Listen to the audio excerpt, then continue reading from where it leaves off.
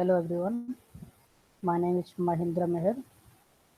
Today my topic is analysis of dynamic stability using eigenvalue analysis.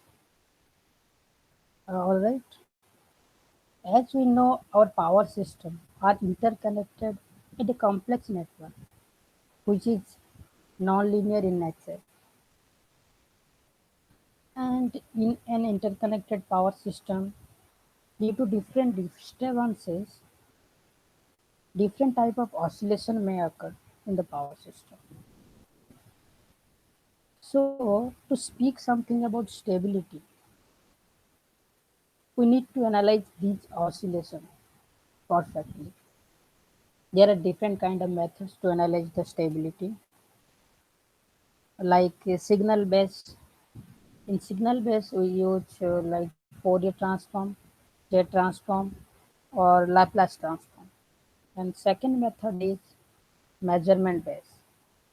In measurement based, you get the measurements from PMU data. Then we analyze the system stability. And third one is the modern one, which is model based analysis.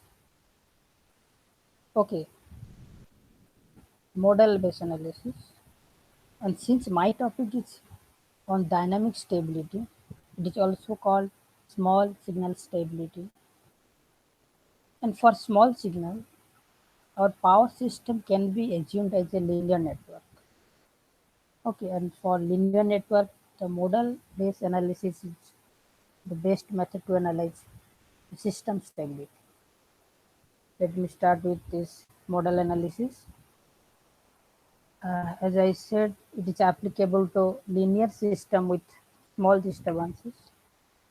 The equation of the system are expressed as the first order linear differential equation, that is dx by dt equal to a into x, where a is the system state matrix, its order is n by n,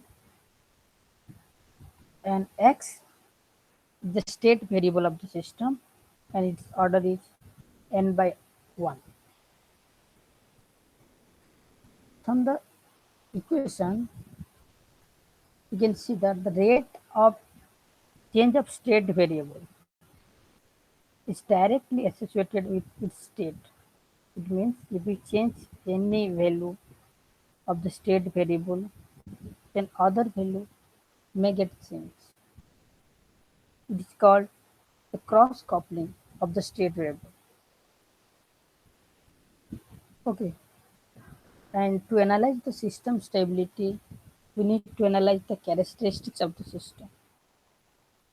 The characteristics of the system will be analyzed using eigenvalue and eigenvectors of the system.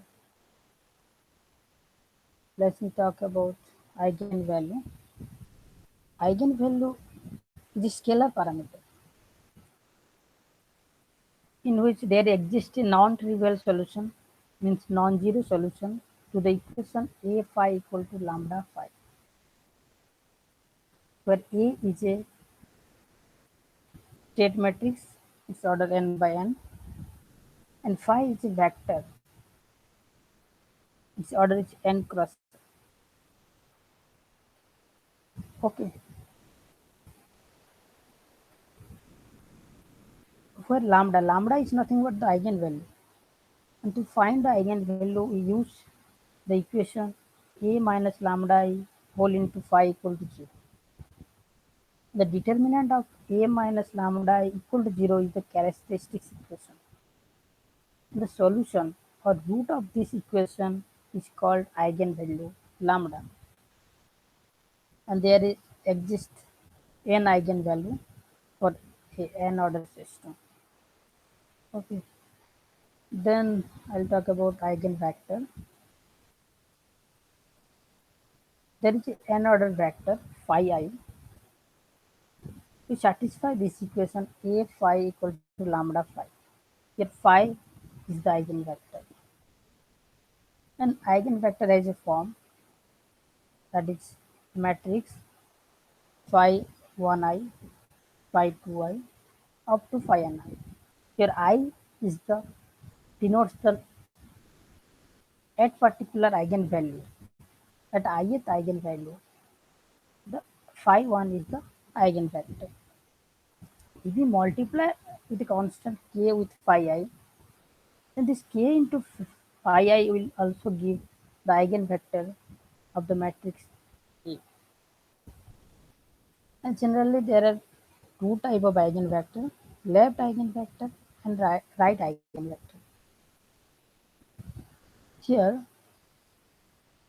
an n row vector psi that satisfy psi A equal to lambda psi, then this psi is called the left eigenvector. For a, if n column vector phi that satisfy a phi equal to lambda phi, this phi is called right eigenvector. Here psi into a, that's why psi is left eigenvector. Here a into phi, that's why phi is right eigenvector. Okay. Then we'll discuss about the system stability using eigenvalue. The stability of the system is defined by its eigenvalue. And eigenvalue may be real eigenvalue or complex eigenvalue. Okay. If the eigenvalue is real eigenvalue, it is called non-oscillatory mode. And if the eigenvalue is complex eigenvalue, then it is called oscillatory mode. And the real eigenvalue may be negative real value or positive real value. If negative real value is exponentially decaying in nature, it is called decaying mode. If the positive real value, then the oscillation is increasing exponentially. So it is aperiodic, unstable, increasing. If the eigenvalue is complex, it can be in the way oscillation can be characterized like this in this equation. Here, the complex value means one real part and one imaginary part. The real part will give the damping nature of the oscillation. The imaginary part will give the frequency of the oscillation. Okay. Then we'll discuss the 6 cases, how the eigenvalue and the trajectory is moving, and the type of singularity. In the first two cases, the eigenvalue, in first case, eigenvalue, the real part is negative. If real part is negative, see the trajectory, it is going towards the origin. The oscillation going towards the origin means this is stable case. So this type of singularity is stable focus. In second case, the real part is positive. So trajectory is moving away from the origin. So it is unstable focus. In third case, both the eigenvalue have on the real axis and both have negative value. So the trajectory always move to origin, and this is stable case. So the type of singularity is stable node. In four case, both the eigenvalue are in the real axis and positive. So this is unstable node going away from the origin. Then in case 5 and case 6. In this case, the eigenvalue lies on the j omega axis. So the trajectory will form a circle. It will never go to the origin or away from the origin. It will move in a circle. The type of singularity cannot see it is unstable or stable. It is called vortex. If the eigenvalue present on the j omega axis, the type of singularity is vortex.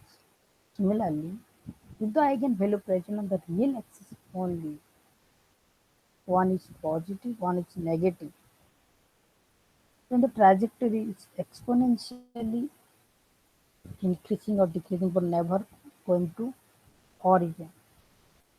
So in this case it is called saddle. Okay. If the eigenvalue lies on the real axis, one is positive, another is negative, then the type of singularity will be saddle. Okay. Then we'll discuss about mode shape and how it is related to eigenvector. Okay. As I mentioned in the first slide, the state variable are cross coupled to each other. Means if we change one value, then other get changed. To avoid this cross coupling,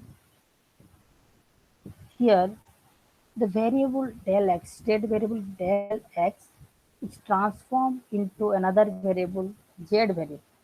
Okay, how it is changed? This is related like this: del x of t equal to phi of z of t, where phi is a right eigenvector. Okay, if we write like this z of t, then we can express it psi into del x of t, where psi is left eigenvector. Okay, both phi and psi are orthogonal to each other, means phi equal to psi inverse. Okay, here the right eigenvector will give the mode shape of the system. Means at a particular mode is nothing but the eigenvalue. Different eigenvalue means different mode. Okay, at a particular mode, what is the character of the system or oscillation? That will give the mode shape. Okay, that is the relative activity of the state variable when a particular mode is excited. And the left eigenvector psi that identifies which combination of original state variable display only ith number. Okay, then I'm going to discuss about eigenvalue sensitivity.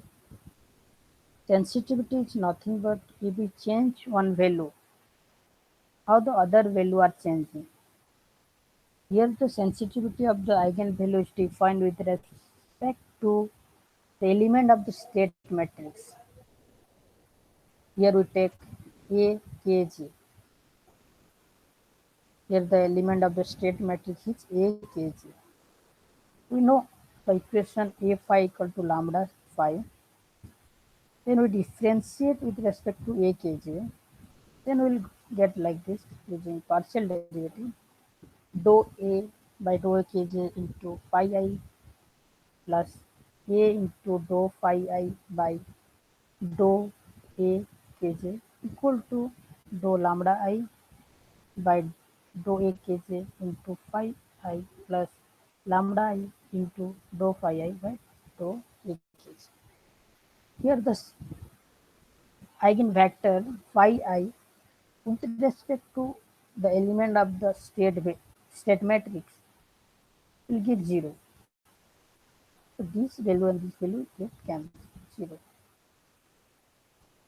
As I mentioned, and psi I and phi I both are orthogonal.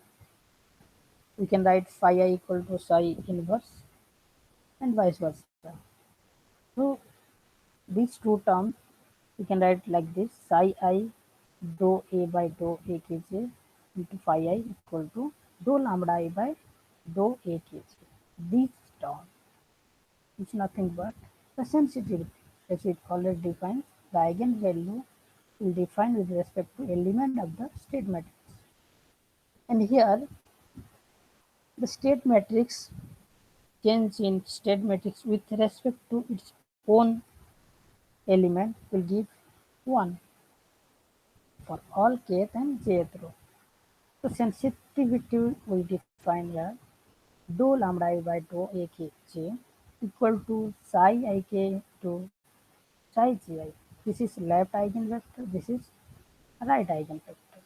So the sensitivity is the multiplication of left eigenvector and the right eigenvector. Okay. Then we are going to discuss one of the main concept of modal analysis, that is participation factor. Okay. Why we are going to use participation factor? One problem is there. The element of the eigenvector that is dependent on state variable with units and scaling property. Okay, means if we change the state variable, then the eigenvector will get changed with some scaling parameter. So one solution for this problem is to form a matrix called participation matrix A. The participation matrix is Pi. Okay, where P1i, P2i are the element of the participation matrix. It's nothing but the multiplication of the right eigenvector and left eigenvector. Here you can see the element of the participation matrix is the product of right eigenvector and left eigenvector. And this element, suppose one element is pki, that is we can write pi ki into psi ik. This element or this term is called participation factor, and it is the measure of relative participation of kth state variable